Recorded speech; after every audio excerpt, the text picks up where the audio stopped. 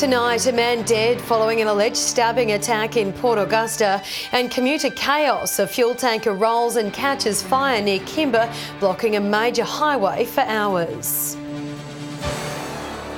With the latest from around the region, your nightly news with Louise Hedger begins now. Good evening. A man has been stabbed to death and a 34-year-old woman charged with murder in a shocking attack in Port Augusta overnight. Major crime detectives have spent the day piecing together the information and consoling the man's distraught family.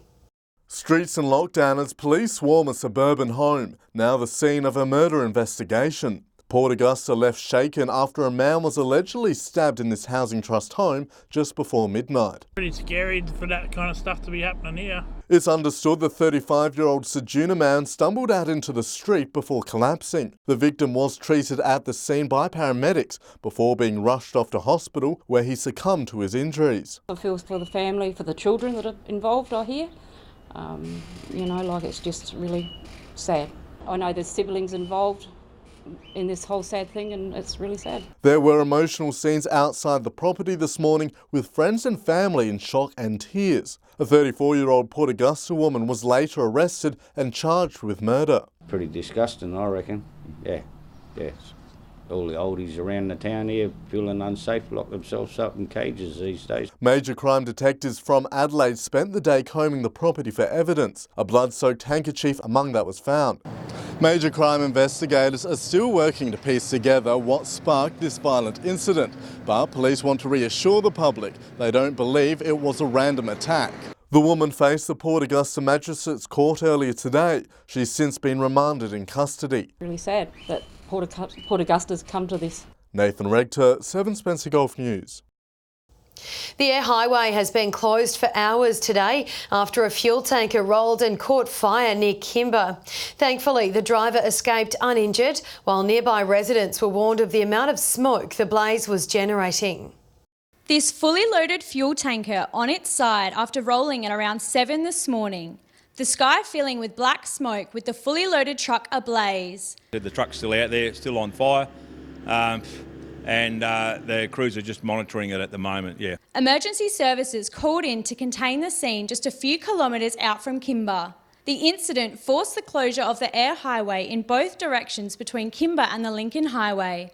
The incident so severe that 50 CFS members were called to the scene to ensure no further damage was caused. Look, it's critical that we do work together, and look, we do work together really well. We're all here to do the same thing, and that's to keep our community safe. Authorities sending out warnings to nearby residents to be careful of the significant amount of smoke being generated by the fire. Warned to close windows and stay inside. We realised that the extent and the ferocity of the fire, it was probably better just to let it burn out. The driver wasn't injured, but the fire was so fierce it damaged the road surface, which will need major repairs. Laura Milovanovic, 7 Spencer Gulf News. Fire crews are continuing to monitor a fire burning at a hay shed in Jamestown. The fire ignited just after 8:30 yesterday morning, with the cause of the fire still unknown. Residents around the area are advised to keep windows shut, with smoke still drifting through the town. The CFS says it will continue to monitor the fire, which is expected to burn for a few days. Minister David Speers is calling for the EPA to review its public communication policies following 2 chemical leaks at Nyrstar in Port Pirie. Minister Speers says he's disappointed the community wasn't notified of 2 incidents which occurred in the last 2 years. It's very important for communities like Port Pirie to have confidence that there is public notification when an environmental incident occurs, and I certainly understand their frustration at this process. Nyrstar says it is waiting on the outcome of EPA's official inquiry into the leaks. The last snapper boat has docked in Port Pirie, with the ban on catching the species enforced from midnight tonight. The controversial ban will run for the next 3 years. Bringing in the last of South Australia's snapper catch for a long time. Some big wins today with compliance officers checking their buckets, but these fishermen say the ban is not viable. Today's our last day, and before it closes, and yeah, there's that many snapper around, and that's what makes it worse.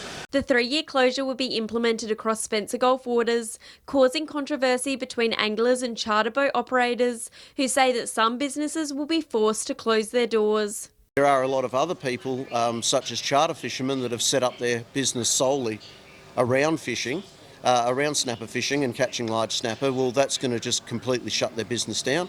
The state government bringing in the ban, with some studies showing the species has been decimated. Stocks in Gulf of St Vincent by 87%, 23% in Spencer Gulf.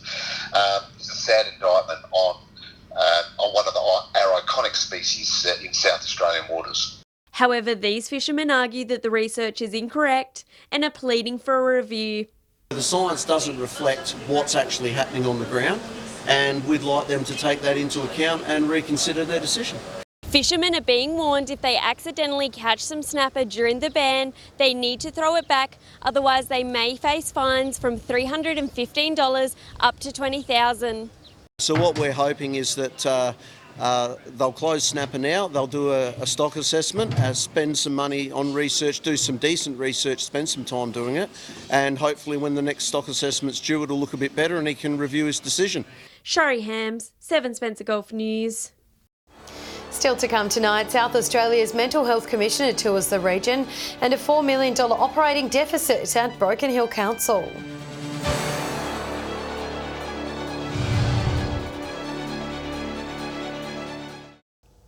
Welcome back. There was a delivery gone wrong in Port Lincoln this morning after a truck ploughed into a pole outside the local shopping centre. Witnesses say they heard a loud bang just after 7:15 this morning to find a truck had crashed into the pole. They say the driver jumped out of the vehicle to check on the damage before driving off. Me and my friend kind of grabbed each other and we were like, whoa, what was that? Turn around and there's this truck like up in the air, nearly rolling over. It's seesawing backwards and forwards. It's smashed into the height of the columns. Anyone with information is encouraged to contact the police. And a ute rollover in Port Pirie caused traffic delays on 3 Chain Road at around 11:30 this morning. The motorist was driving onto the roundabout when he collided with another vehicle, with the impact causing the ute to tip over. Emergency crews were quick to the scene, diverting traffic. The road was reopened within 2 hours and there were no injuries reported. Eyre Peninsula's mental wellbeing has been put under the microscope today as South Australia's Mental Health Commissioner toured the region. Today's feedback is set to help format the government's regional strategic plan into mental health. A chance to sit down and address the challenges faced in regional communities. Support Services today speaking with South Australia's Mental Health Commissioner. And there's stories of sadness in there, but there's also stories of hope and joy. The 2-day visit is part of the Commissioner's focus to address mental health issues and barriers faced in rural communities. We need to be raising our awareness and educating everybody about mental health and wellbeing. And that we need to be addressing the stigma and discrimination that is associated with mental illness. According to Mentally Fit EP, 1 in 5 Australians aged 16 to 85 experience a mental illness, but warn that number is likely to be higher in regional communities. The Commissioner says rural towns face unique challenges which need addressing. The isolation, the effects of the drought. So how do we address people's mental health and wellbeing given those limitations? I hope he takes away that regional responses are needed, that what works well in the cities doesn't necessarily work well in our regional communities. Doubling up on services and a lack of promotion for support groups are some of the key issues being raised, according to the Commissioner. He says they'll use this information to help format the government's regional strategic plan. We will go back and try and get agencies to talk to each other, private, government, all levels of government, to try and fill those gaps or to eliminate that duplication. Nathan Regter, 7 Spencer Gulf News. Additional legal costs have contributed to the bulk of a $4 million operating deficit in Broken Hill City Council's first quarterly budget review. A number of ongoing litigation matters are said to be causing the blowout. a deficit not budgeted for. At last night's monthly meeting, Broken Hill councillors discussed the first quarterly budget review statement from City Council. It was accepted that the local government body had a projected operating deficit of $4.1 million.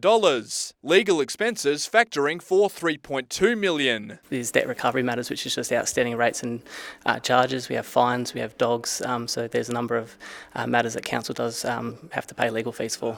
The quarterly budget review statement presents a summary of council's financial position at the end of the first quarter for the financial year. Mr Nankivell says the ongoing legal battle surrounding the Civic Centre a big chunk of the cost. We're expecting the finalisation to happen in about the second or third quarter of next year, 2020. Once all things are finalised and there's no chance of prejudice to the case, those costs will be revealed. Council saying they wouldn't pursue legal matters it wouldn't expect to recover. Unexpected roadworks, including the $440,000 reconstruction of Iodide Street, also creeping into the deficit. We were budgeting for a deficit. We're budgeting for a deficit until 2023 when we will return to surplus.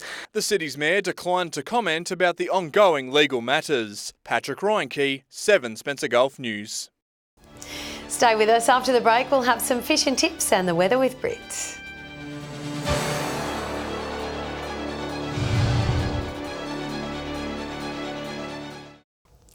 Hello again. The Silver City Cup Committee says it'll work with bookies more closely next year following an incident in the betting ring at the end of the day. Our reporter Patrick Reinke has the details.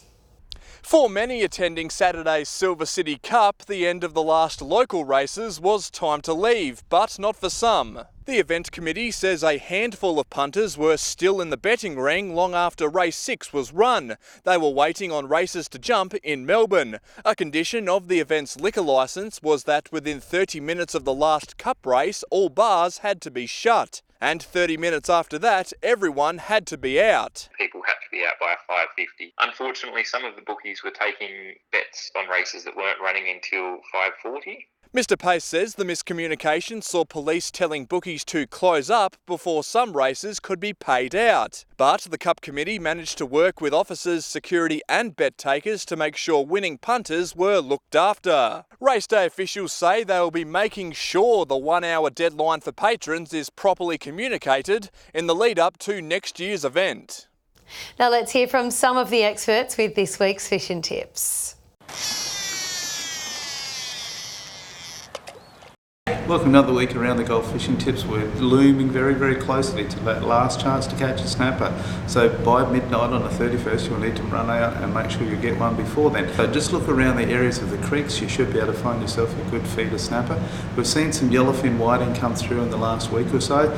Blue swimmer crabs are really starting to pull up. Third creek patches is a good tip, or even the Germain snapper wreck. You should be able to find yourself some good clean ones there. That's all got. We'll see you next week. G'day and welcome to Fishing Tips in Port Lincoln. Well, the whiting are finally starting to improve in our local bays. There has been some small fish mixed in, but numbers have been pretty good so far. Up the coast at Arno Bay, there's been some nice sized squid caught off the jetty up there. And over on the far west coast, some reports of mulloway up to around 25 pounds are starting to filter in, and there has been quite a few salmon as well up that way. Well, that's all for Fishing Tips this week. We'll see you again with more tips next week. For a look at the rest of the week's weather, here's Brit Aylen. Thanks, Louise. We've made it through another hot and sunny day today. Port Augusta reaching 39 degrees. Whyalla 38, Port Pirie 37, Adelaide 36, Port Lincoln 33, Broken Hill 31. From the satellite, high jet stream cloud moving into the south of the region today, the north remaining clear and dry under high pressure. To tomorrow now, on the Gulf waters, northerly winds at up to 30 knots with seas around 1 metre, and sunrise will take place at 6:20. It's looking to be another warm day, but with showers to keep us cool about the region.